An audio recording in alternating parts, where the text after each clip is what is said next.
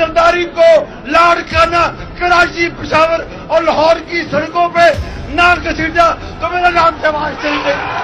अब अगर हमने मियाँ को छोड़ दिया तो शायद अल्लाह भी हमें माफ न करे, इसलिए कि ये कौमी चोर है, ये अवाम का चोर है। जरदारी साहब पीछे से बैठ के, पर्दे के पीछे रहकर ये बहुत घिनौनी साजिश कर रहे हैं। खुद पीछे बैठे हुए हैं और दूसरे मोरों को आगे किया हुआ है। ये बिलो द बेल्ट हिट करते हैं। मियां साहब से बड़ा चाबी वाला खिलौना कोई नजर नहीं आता।